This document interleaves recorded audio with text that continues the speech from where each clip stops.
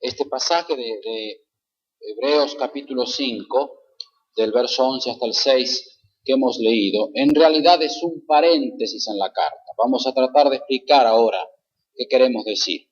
Es decir, que uno podría saltear este pasaje y entender de cualquier manera, entender igual el sacerdocio de Cristo. Pero este pasaje está en la Escritura, y si está en la Escritura no lo podemos pasar por alto. ¿Está claro? Es un paréntesis. Es como cuando usted dice entre paréntesis tal cosa. Es un paréntesis, pero un paréntesis de Dios, y por lo tanto importante. Primer punto. En este pasaje aprendemos que la incapacidad para entender las doctrinas más profundas es una prueba de infancia espiritual en el que oye. La incapacidad para entender las doctrinas más profundas de la Biblia es una prueba de infancia espiritual en el que oye.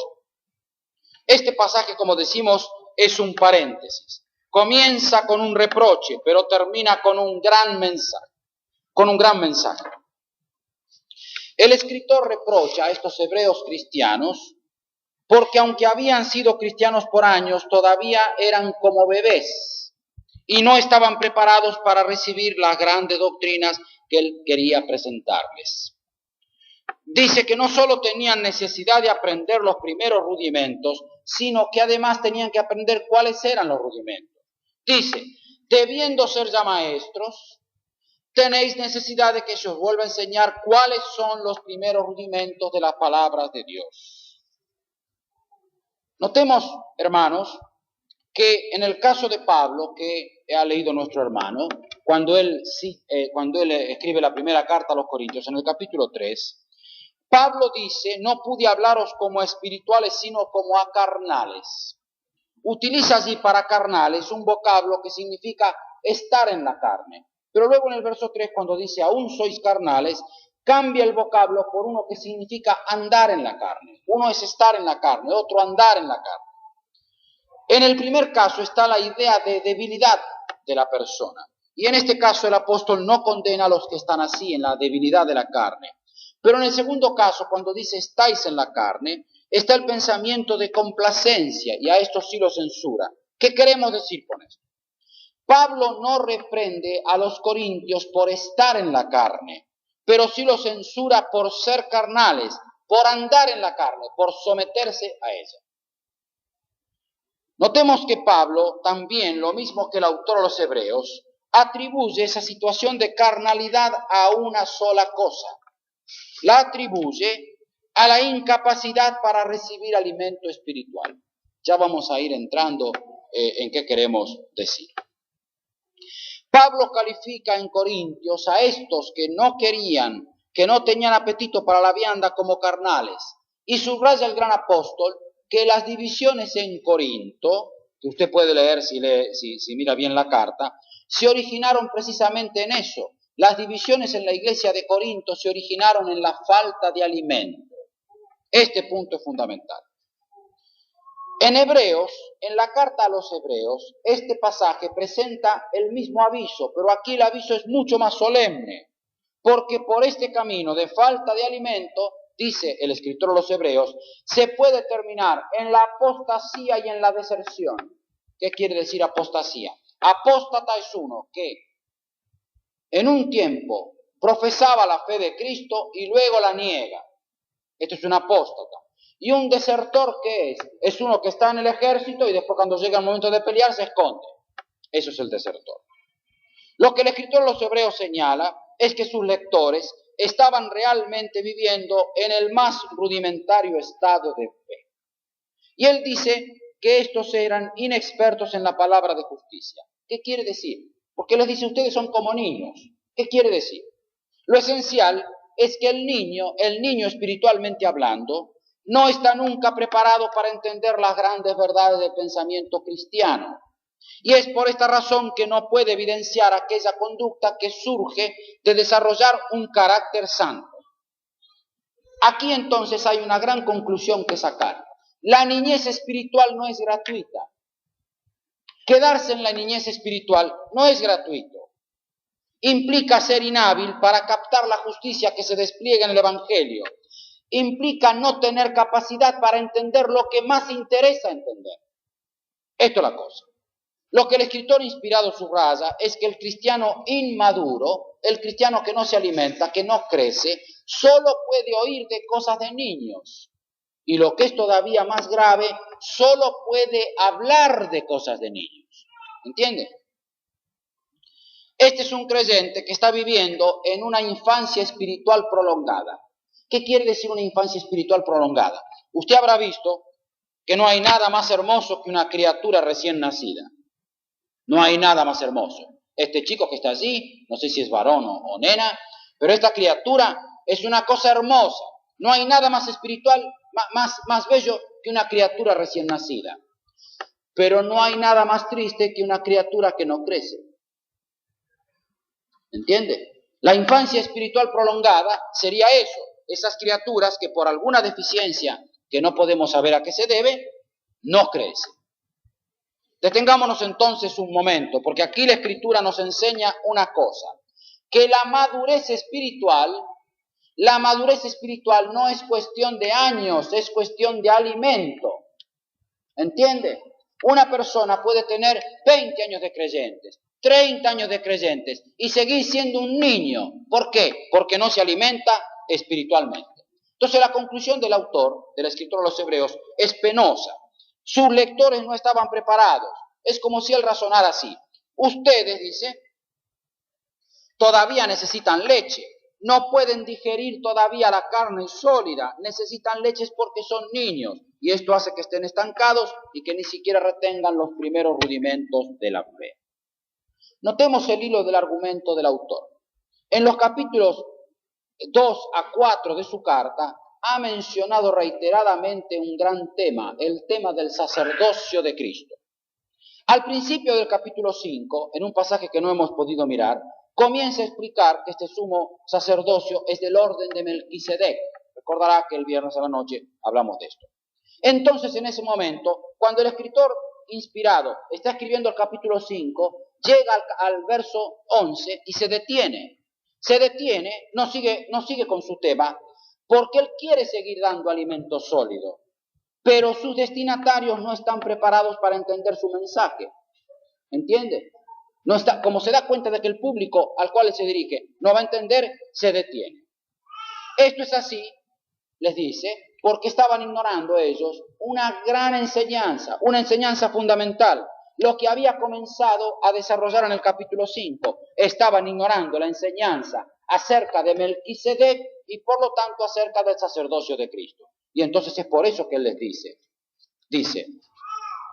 acerca de esto es Melquisedec, dice, tenemos mucho que decir y difícil de explicar, por cuanto habéis hechos tardos para oír. Esta es la enseñanza de que carecían. Es hacia esta verdad profunda del sacerdocio de Cristo que el escritor trata de llevar a sus lectores, pero ellos eran tardos para oír. Este es el cuadro general del pasaje. Sí, la incapacidad para entender las doctrinas más profundas es una prueba de infancia espiritual en el que oye. Segundo punto. Según Hebreos capítulo 5, la negativa para explicar las doctrinas más profundas puede ser una prueba de infancia espiritual en el que predica o en el que enseña. Repito, según Hebreos capítulo 5, la negativa para explicar las doctrinas más profundas de la fe cristiana puede ser una prueba de infancia espiritual en el que predica o en el que enseña. En la primera parte hemos visto que negarse a recibir alimento es una prueba de infancia espiritual. Pero ahora el aviso aquí es mucho más grave, porque en este caso lo que estamos diciendo es que la negativa para explicar las doctrinas más profundas puede ser una prueba de infancia espiritual en el que predica o en el que enseña.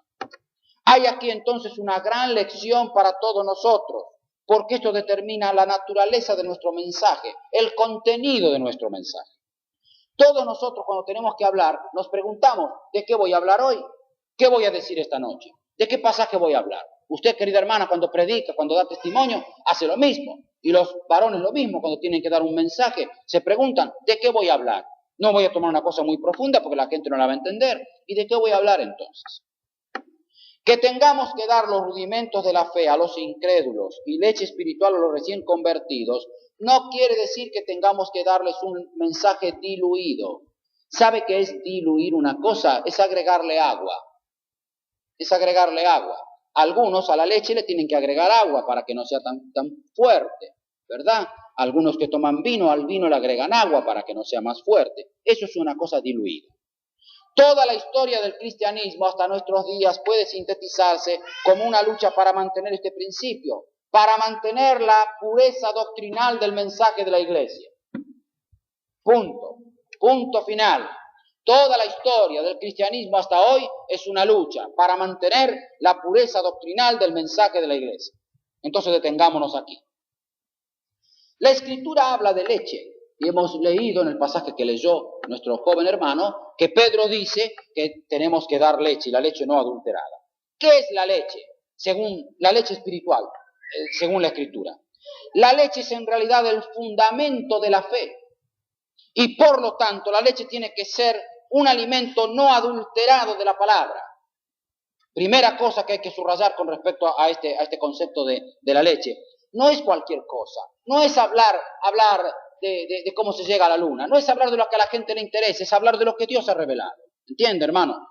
Esto es un alimento elemental, pero es alimento. Es un alimento elemental, pero es alimento.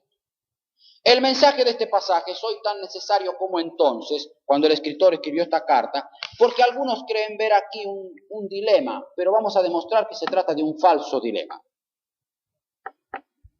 Con frecuencia se dice, mire, no se puede dar doctrina porque la gente no la puede entender. Hay otros que dicen, hay que tratar en la iglesia temas sencillos, temas prácticos y no teóricos. Y otros dicen, yo no soy teólogo y por lo tanto no entiendo cuando me hablan de cosas profundas. O algunos dicen, yo no soy estudioso de la Biblia, no conozco casi nada, pero pienso así. Pero ¿cómo, hermano? Dice que no sabe y está enseñando. Yo escucho eso a veces en mi propia congregación. Una persona muy apreciada, un hermano muy querido, pero dice una cosa que es contradictoria. No, yo no estudio la Biblia, pero esto es así. No se puede hacer así. ¿Comprende, querido hermano? No puede. No, eso es contradictorio. Otros dicen que las reuniones, sobre todo las reuniones de jóvenes, tienen que ser ágiles y dinámicas. No sé lo que quieren decir. Creo que entiendo la finalidad última. Los apóstoles no pensaban así, y el escritor a los hebreos tampoco. El autor a los hebreos reconoce que los destinatarios de su carta no están preparados, pero no por eso rebaja el nivel de su mensaje. A partir de Hebreos 6:13 y en el capítulo 7, vuelve a su gran tema, vuelve a lo difícil, vuelve a la doctrina sólida, y así sigue con el resto de la carta. Después del paréntesis que hemos leído allí, que es un gran reproche, vuelve a explicar lo que quería, vuelve a Melquisedec, vuelve al oficio sacerdotal de Cristo. ¿Está claro, hermano? Esto es un punto fundamental. Lo mismo pasa con la carta a los romanos. La carta a los romanos, Pablo la dirigió a la iglesia que estaba en Roma. En aquel caso, se trataba de una cultura que no era la cultura judía. La mayor parte de los primeros cristianos en todo el mundo eran analfabetos y muchos de ellos eran esclavos. ¿Comprenden? El evangelio cundió primero entre gente que era analfabeta, muchos eran esclavos además. La esclavitud estaba a la orden del día entonces. A ellos Pablo les habla de figuras de la cultura hebrea, les habla de redención, de propiciación, de Abraham y de David. Y a estos romanos, les dirige la carta más sistemática del Nuevo Testamento, la que tiene mejor orden de exposición, ¿comprende? Y lo mismo hace Pablo en la carta a los Corintios. ¿Cuál es la lección? ¿Cuál es la lección? Cuando predicamos tenemos que dar los fundamentos, los rudimentos. Estos rudimentos son, según Hebreos capítulo 6, el logos, es una palabra griega que quiere decir eso, la palabra, lo elemental, la primera visión de Cristo, la primera visión de Cristo que necesita toda alma. Ahora, hermano, cuando se toman como punto de partida de la predicación los temas de actualidad, hay gente que lo hace así. Hoy, por ejemplo, mucha gente querrá hablar del Día de la Madre, no está mal. El 25 de mayo toman la libertad. Cuando hay elecciones hablan de la elección y así una cantidad de cosas. Cuando se toman como punto de partida de la predicación los temas de actualidad, se puede dar una enseñanza interesante y hasta se puede dar una enseñanza instructiva, pero no se puede por este camino dar alimento. Esta es la cosa. Los cimientos hay que ponerlos tan sencillamente como se quiera, pero el cimiento verdadero es Cristo, una verdad acerca de Cristo. Hermanos, hay un evangelismo popular en Buenos Aires, y aquí seguramente también, y en todo el mundo, que menciona la Biblia, pero que la cita sin autoridad.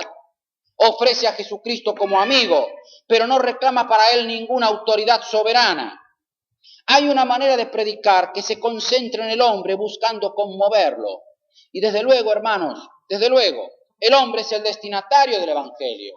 Pero para que el hombre sea conmovido por el mensaje del Evangelio, el mensaje tiene que estar centrado en Cristo y no en el hombre.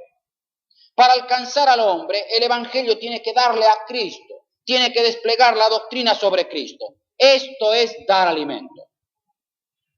Es el texto bíblico el que presenta al Hijo de Dios haciéndose hombre para morir por el hombre. Es la Escritura la que da en todas partes aquella visión de Él, del Señor, que todo lo ilumina. El mensaje apostólico no deja ninguna duda con respecto a su contenido, porque consiste en una declaración enfática de que la doctrina sobre Cristo es la suma total del Evangelio. El pensamiento cumbre que todo lo domina en el Nuevo Testamento es la muerte del Hijo de Dios en la cruz. Esta es la doctrina central de la fe cristiana. Las predicaciones del pasado, las predicaciones de los grandes avivamientos son monumentos de exposición bíblica y de riqueza doctrinal dentro de la sencillez del mensaje. Hay folletos y hay pequeños libritos. Hay uno que contiene 5 grandes discursos de Spurgeon. Yo lo he perdido.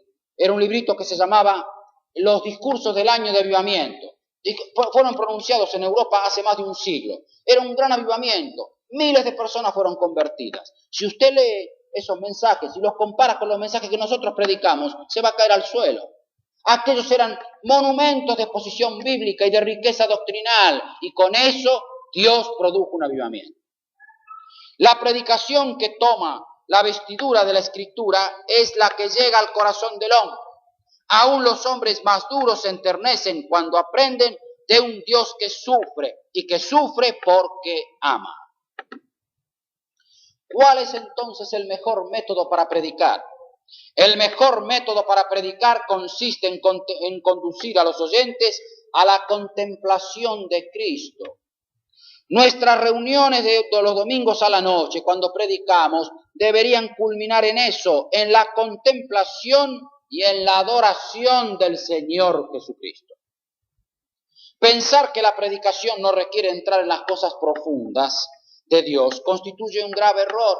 Los predicadores tienen que ser hombres profundos. Las mujeres que dan testimonio tienen que ser mujeres profundas. Si alguien tiene que ser un hombre profundo, es el que predica el Evangelio. ¿Por qué? ¿Por qué? Porque la vida eterna es una cosa profunda. El dolor humano es una cosa profunda. El pecado es un gran misterio. Por respeto a los hombres y por fidelidad a la palabra, hay que presentarlo como es, como un agravio a Dios, como una ofensa a Dios. Sin embargo, queridos hermanos, conozco líderes que no estudian. No lo digo por la gente de aquí, yo hablo de la gente que yo conozco. Hay un liderazgo que no es profundo y que se jacta de no serlo. Los apóstoles no pensaban así. Pablo le dice a Timoteo: téngannos los hombres por servidores de Cristo y administradores de los misterios de Dios. Este es el modelo de la Sagrada Escritura. Tengo un tercer punto. La leche espiritual es una enseñanza que se adapta plenamente a la primera etapa de la vida cristiana. La leche espiritual es una enseñanza que se adapta plenamente a la primera etapa de la vida cristiana, pero que no forma cristianos maduros. No forma cristianos maduros. La leche espiritual de la palabra es buena y necesaria para que los pecadores vengan a Cristo y para que se desarrolle la vida espiritual de los recién convertidos. Eso dice Pedro en el pasaje que hemos leído. Pero la Escritura advierte que si es necesario dar leche a personas que hace años que son convertidas, esto es una grave señal. Ahora, hermanos, la Escritura habla, con respecto a la enseñanza, de dos cosas. Habla de leche espiritual y de alimento sólido.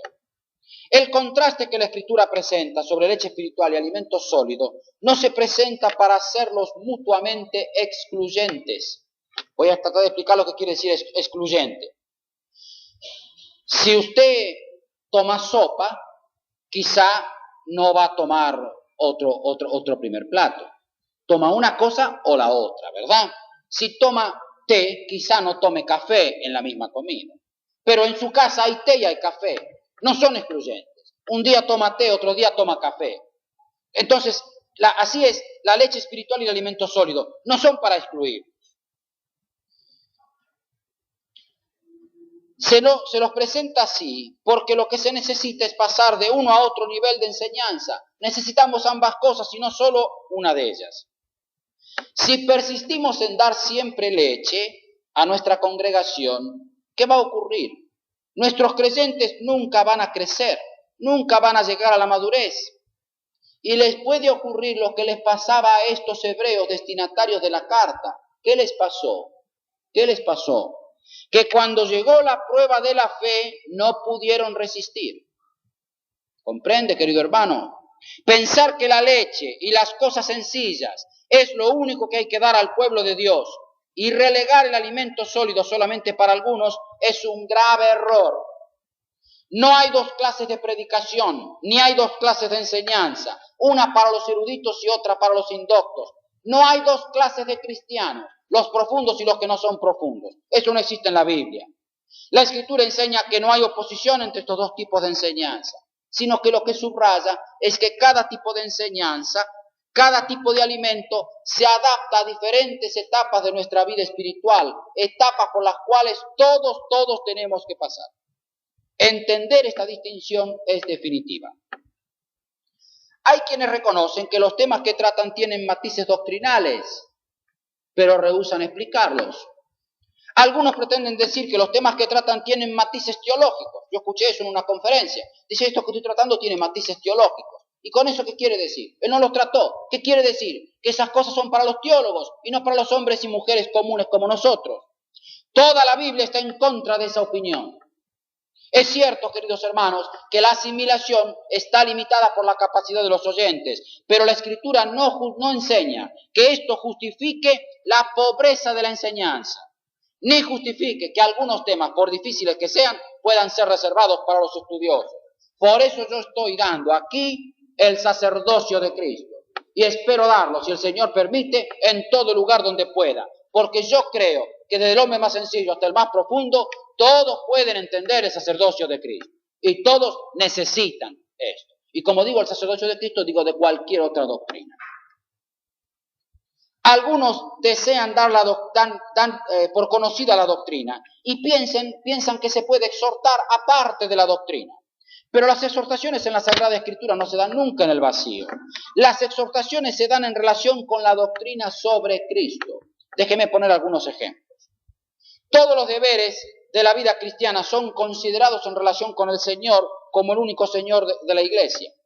Él es aquel ser, Cristo es aquel ser, conforme a quien el carácter tiene que ser formado. Cristo es la motivación de toda consagración verdadera. Aún el deber de la ofrenda. La ofrenda se relaciona con la contemplación de la gran ofrenda de Jesucristo. Y el apóstol, en 2 Corintios capítulo 8, habla del que siendo rico se hizo pobre para enriquecernos. Cuando habla de por qué tenemos que cuidar a los hermanos flacos. ¿Por qué tenemos que cuidar a los hermanos flacos? ¿Por qué usted me tiene que cuidar a mí, que soy un hombre débil? Porque la palabra dice, por causa tuya se perderá el hermano débil por quien Cristo murió. No le dice cuida a los débiles porque son flacos. Le dice cuídelo porque por él Cristo murió.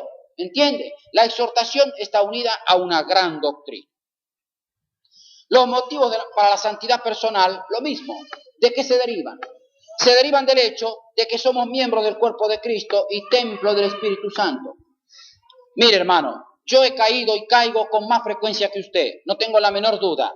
Pero cuando me levanto del pecado, ¿Cuándo me levanto? Si me levanto, yo me levanto porque aunque soy un miserable, yo creo firmemente esto, que yo soy miembro pleno del cuerpo de Cristo y templo del Espíritu Santo. Esto es lo que dice la palabra y sobre esta base me puedo levantar. ¿Entiende? De manera que la doctrina es altamente práctica. La doctrina no tiene que ser dada por conocida. Las exhortaciones, si son separadas de la doctrina sobre Cristo, carecen de fundamento y carecen de penetración. De manera, hermanos, que esto es fundamental cuando predicamos. No podemos predicar para consolar a los oyentes en la situación en que están. ¿Por qué? Porque este no es el método de Dios. ¿Cuál es el método de Dios? ¿Cuál es el método de enseñanza de Dios? El método de Dios es que el hombre se enfrente con los hechos. No que le ocultemos los hechos. No, tiene que enfrentarse con los hechos. Lo que más necesita el hombre, cada mujer, cada hombre, es conocer cuál es su condición ante Dios. El culpable es enfrentado con la luz de la palabra de Dios. Se lo pone allí para que aprenda a verse como Dios lo ve. Y se lo pone allí para que aprenda a contemplar lo que Dios ha hecho. Comprende, querido hermano, Dios se ha puesto en el lugar del hombre. Las demandas de la santidad de Dios han quedado satisfechas. Y por esta razón la cruz es la fuente de consolación para el alma. ¿Cuál es entonces la reflexión? Que si solo alimentamos a un creyente con leche, lo estamos condenando a la infancia espiritual prolongada. Un creyente inmaduro no podrá entender las grandes profundidades del pensamiento bíblico y por esta razón no podrá desarrollar un carácter santo. Por tanto, no es válido decir, como a veces se dice, que después de todo, si no hay mucha doctrina, pero hay vida, eso es lo que importa. Esto es falso. La vida en la Biblia no es el resultado más que de la verdad. No es cierto que la falta de penetración en las Escrituras carezca de importancia. El Espíritu Santo no obra en el vacío, obra con la verdad de la palabra y por ningún otro medio. Por ningún otro medio. Hay hermanos queridos que participan de movimientos espiritualistas y ellos tienen la tendencia a decir: el Espíritu me revela esto y me dice esto y el otro. En algunas cosas no hay duda que tienen razón y puede ser que el Señor les guíe, pero cuando no citan la Escritura pueden cometer grandes errores. ¿Por qué? Porque el Espíritu Santo no obra en el vacío. El Espíritu Santo obra con la palabra y por ningún otro medio. ¿El fundamento de la fe cuál es? El fundamento de la fe es la poderosa demostración del Espíritu Santo que da testimonio de la palabra. Sí, queridos hermanos, la falta de exposición bíblica en la predicación constituye una anormalidad. Entonces, ¿cuál es el criterio para juzgar la calidad de un mensaje? Algunos creen que la calidad de un mensaje se mide por el éxito. Algunos creen eso. Mi querido hermano, la calidad de un mensaje no se mide así. La calidad de todo mensaje tiene que juzgarse según el lugar que ocupa la exposición del texto revelado y según el lugar que ocupa la persona de Cristo. Tengo un cuarto y último punto. Cada creyente tiene que descubrir los propósitos de Dios por sí mismo y tiene que apreciar su grandeza y su gloria.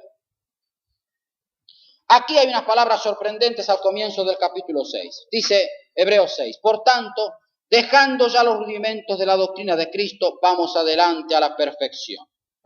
Uno hubiera esperado que el escritor les dijera que bueno, que bien, que ya que no podían recibir leche, él les iba a dar leche. Pero no dice eso. Lo que dice es esto: vamos adelante. Notemos, hermanos, que tampoco pide perdón para darles alimento. No dice: dado que ustedes son tan débiles, no obstante, a pesar de que son débiles, yo les voy a dar leche, les voy a dar alimento sólido. No dice así. Lo que dice es: por tanto, dado que ustedes son tan débiles, por tanto, vamos adelante. Dejemos los rudimentos de la doctrina de Cristo y vamos adelante. Este, por tanto, es muy expresivo. Lo que el escritor inspirado ha querido decir es que aquella condición de inmadurez era tal que solo podía ser curada mediante una apreciación de lo que está envuelto en la doctrina sobre el sacerdocio de Cristo. Este punto es fundamental. Si queremos entender la carta, este punto es definitivo. El escritor no se rinde ante la evidente limitación de aquellos hombres. El escritor inspirado habla para todos. porque aún los que menos han crecido, aún los supuestamente menos dotados en la iglesia, van a dejar de serlo solamente en la medida en que comiencen a recibir enseñanza sólida. ¿Entiende, querido hermano? Es como si él les dijera, si el escritor inspirado les dijera a sus oyentes: ustedes han vivido una vida inmadura demasiado tiempo. Por lo tanto, yo les voy a impartir la enseñanza, dice el escritor a los hebreos, que necesitan aquella enseñanza que los va a sacar de su inmadurez espiritual. La enseñanza entonces es clara, querido hermano. Deje los rudimentos, pero solo después de conocerlos bien. Los rudimentos no hay que olvidarlos, hay que enseñarlos y claramente. Para aquellos hebreos cristianos, los rudimentos consistían en la explicación fundamental del cumplimiento de las profecías mesiánicas en Cristo. Esto es lo que él ha hecho en toda la carta. Por eso cita el Salmo 2 y el Salmo 110 y Génesis, y cita un montón de pasajes. Pero después de poner los cimientos, siga adelante con las grandes verdades que van a hacer crecer a su alma y a su congregación. Esto es lo que hace el Espíritu Santo por medio del escritor a los hebreos. Su carta contiene temas difíciles, pero sigue adelante. El escritor tiene todavía mucho que decir y reconoce que su enseñanza era difícil de explicar. Mire lo que dice en el 5:11. Acerca de esto tenemos mucho que decir y difícil de explicar. No dice que es fácil, no, él dice que es difícil. Pero la dificultad no radicaba en el tema, ni en el misterio del tema, ni en la gloria del tema. ¿En dónde estaba la dificultad? La dificultad radicaba en que ellos eran tardos para oír. Y mire cómo lo dice: os habéis hecho tardos para oír. No habían nacido con sordera espiritual. ¿Comprende, hermano? Este es el reproche. ¿Cuál es el mensaje de este pasaje? Primero, no se quede en la infancia espiritual. No se quede en la infancia espiritual. Pregunte dónde hay alimento. Asista regularmente a la casa de Dios. Lea su Biblia, estúdiela. Estimule a los que estudian y aprenda a alimentarse por su cuenta. Hay quienes tienen en poca estima a los libros. Hay quienes dicen que hay que dejar todos los libros. Es un grave error. No se debe inducir a nadie a que se aleje de los grandes libros, de los buenos libros. Si el Señor bendijo las grandes predicaciones de Spurgeon, de Carmen Morgan, de Meyer, del señor Lear, de Bevan, de los Hamilton, que ustedes tienen aquí, y otros hombres, ¿cómo no va a bendecir a los que ahora lean sus discursos y sus escritos? Así como apreciamos, queridos hermanos, el ministerio oral, el ministerio hablado, tenemos que apreciar el ministerio cuando toma la forma escrita, cuando está en forma de libros.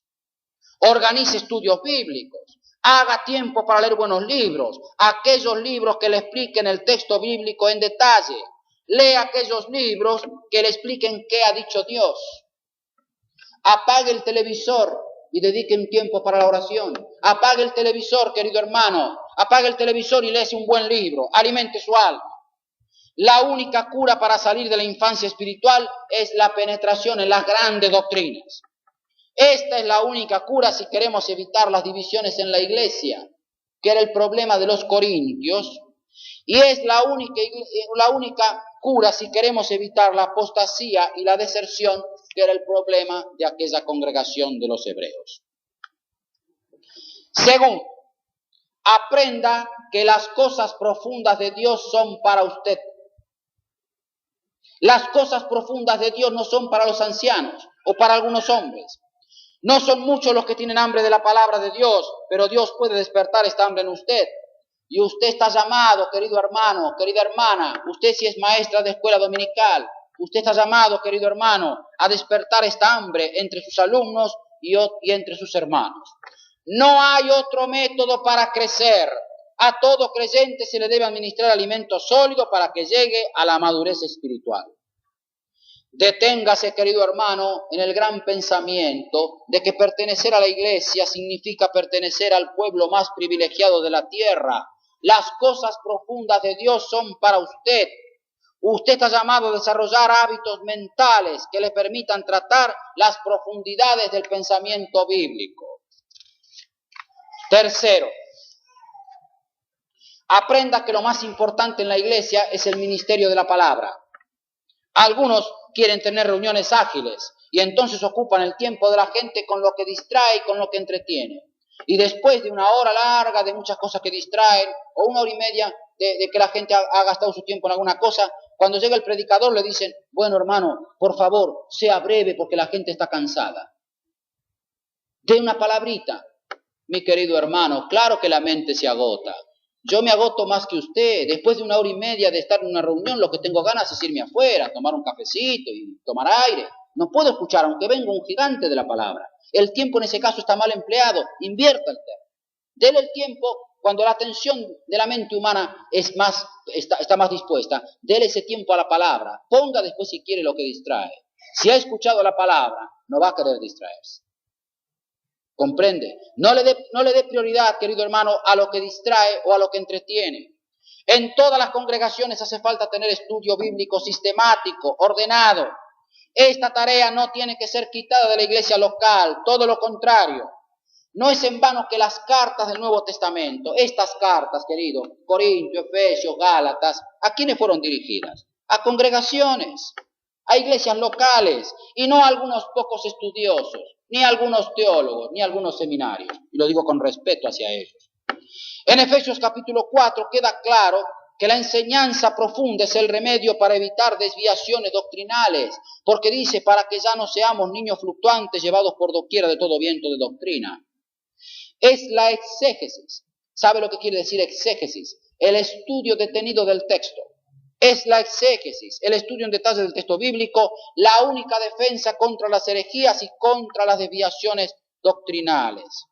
Se puede y se debe tener retiros espirituales para tratar temas especiales, pero es también en las reuniones habituales y normales de la iglesia en que hay que dar alimento sólido a todos los hermanos sin exclusión alguna. En la iglesia, el gran enseñador es el Espíritu Santo. Yo conozco algunos hermanos que no tienen más que segundo o tercer grado, no han podido pasar por razones X de la escuela primaria, pero el Espíritu Santo les enseña. Y usted puede orar con estos hermanos y puede hablar con ellos y los puede escuchar como adoran al Señor, lo mismo que los demás, porque el Espíritu Santo les enseña. Comprende, hermano, el rendimiento de la enseñanza es diferente en unos y otros, pero no hay ningún tema que estos hermanos no puedan entender. ¿Por qué? Porque en la iglesia está penetrada de la majestuosa presencia de Dios, el Espíritu Santo. Se puede entonces y se debe tener todo este tipo de enseñanza. Cuarto, no se desentienda del aprendizaje ni de la disciplina del aprendizaje. Esto es una cosa que a casi nadie le gusta, a mí tampoco. A mí me gustaría, queridos hermanos, que cuando Dios me enseña, yo me enchufara y Dios me empezara a dictar las cosas, pero esto no es la realidad, no es la realidad. Las cosas se van construyendo ladrillo por ladrillo. La verdad, por lo menos a mí, me va entrando despacito y una por una, y la tengo que repetir una vez y dos veces y tres veces, de a poquito, de a poquito. Nunca piense, querido hermano, que cuando usted escucha un gran predicador y da un gran mensaje, no piense que él se sienta y empieza a escribir. No hay tal cosa, no hay tal cosa. Nosotros no somos robots, de ninguna manera. La verdad tiene que entrar con disciplina. No todos en la iglesia están llamados a enseñar, pero todos están llamados a aprender. ¿Comprende? La predicación y la enseñanza sólida tienen que ser dadas por hermanos dotados por el Señor que cultivan el don del aprendizaje,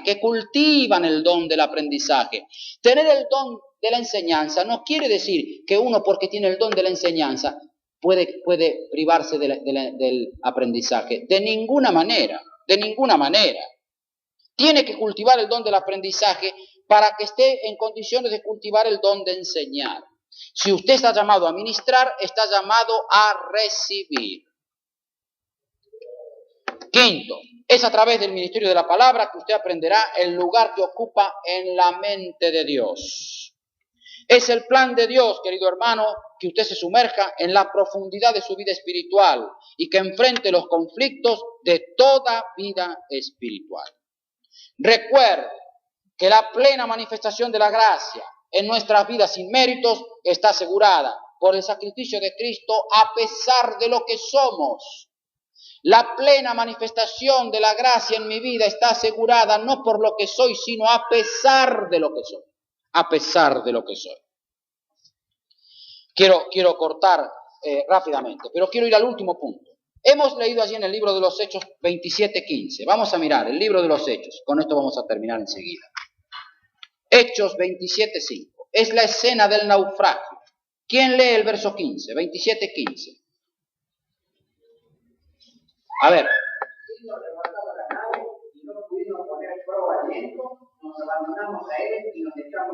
Muy bien, gracias. Esta palabra que dice nos dejamos llevar ocurre cuando están en el naufragio. Pablo va en camino a Roma, se levanta una tempestad y no saben qué hacer. Entonces, como finalmente no tienen otro recurso, dice nos dejamos llevar. Las olas y el viento iban a arrastrar a la nave. Nos dejamos llevar. Esta palabra es la misma que en hebreo se traduce como vamos adelante. ¿Entiende? Cuando hay que entender un pasaje bíblico que no se comprende bien, hay que ir a donde está el mismo pasaje en el original, en otro lugar, y entender qué significa allí. Y entonces eso le sirve para explicar el pasaje más difícil. De modo que la expresión más adelante se puede interpretar así. Dejémonos llevar, dejemos que nos lleven. Y aquí hay un punto fundamental. Se trata de una exhortación para que hagamos una entrega personal a la influencia transformadora del ministerio de la palabra. ¿Entiende, hermano? ¿Entiende, hermana? Dejémonos llevar significa que tiene que haber una entrega personal para dejarse llevar por la influencia transformadora del ministerio de la palabra de Dios. Entonces, ¿cuál es la gran conclusión de todo esto? ¿Quiere conocer a Dios? Penetre en la Biblia. Dios está escondido aquí, en su texto. Tome una doctrina de la Biblia y estúdiela. Todo estudioso encontrará que todo es grande en la Biblia. Por cualquier lado que comencemos, todo lo que podemos tocar es grande, todo es oro en polvo.